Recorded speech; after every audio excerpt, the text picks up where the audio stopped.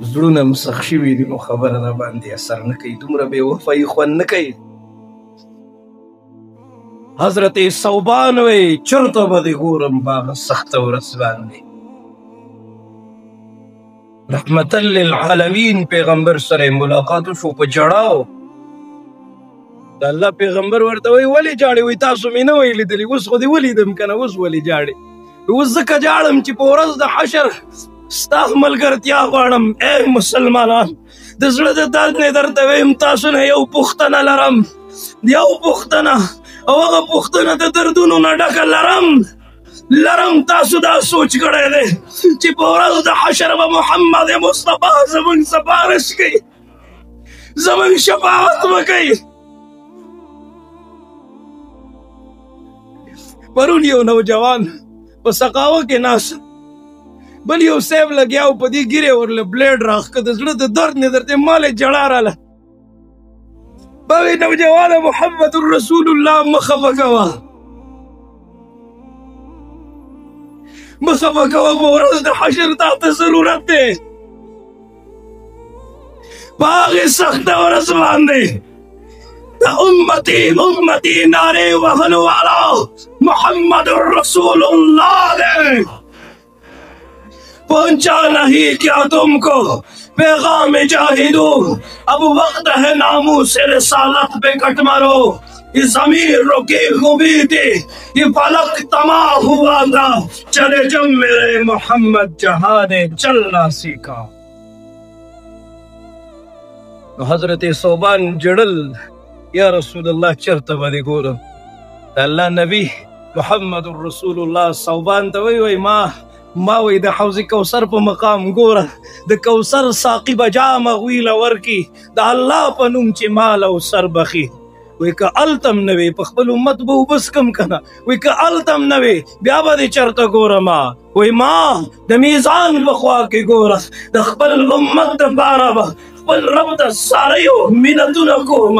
ثوبان په جړاو یا رسول الله فکر دی را سره ورځ ډېره سخته ده په هغه سخته ورځ باندې به دې چرته ګورم په هغې سخته ورځ باندې به دې چرته ګورم رحمتا للعالمین پیغمبر ډېر زارو قطار وچړل او ثوبان ته وایي ثوبانه ما د جنت او جهنم په منځ کې ګوره د خپل امت نه به تیږې راډه کوم او جنت ته به یې داخل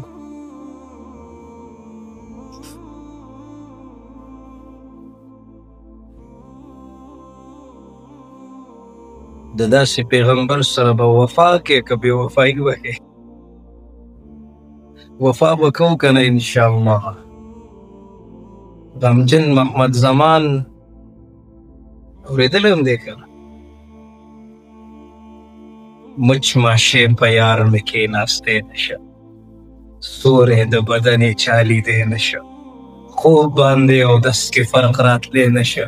وګورئ تاریخ حدیث نشئ خبر اے نور دې هم بشر دی بې مثال بشر او یو ځل په حضور خوله راغلې وه مور د مؤمنانو چې ساتلې وه پټه یې بوتل کې اچولې وه ټول عطر دې زار شه د دنیا په سر نور دې هم بشر دی کاڼي ابو جهل چې راوړي وو پټې بیا په موټي کې نیولي وو دغه کاڼو بیا داسې ویلي وو دا د خدای نبي دې درکوم خبر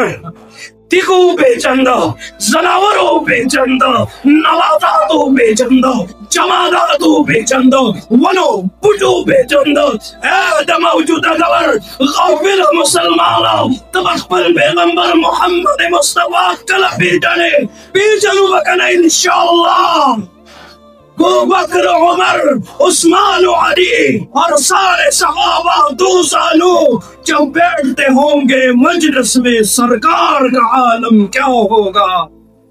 کائی ہے قسم خود قرآن اصحاب کے دوڑتے گھوڑوں کی اصحاب کا جب یہ عالم ہے سرکار کا عالم کیا ہوگا معراج کی شب جب اللہ نے محبوب کو اپنے بلوایا سوچو تو صحیح ان دونوں میں گفتار کا عالم کیا ہوگا زړه مې غواړي چې ډېر څه درته ووایم ما سره وخت ختم شو الله دې ستاسو دا ناسته په خپل دربار کې قبول او منظوره وګرځئ. خپل بچي مه ضایع کوئ.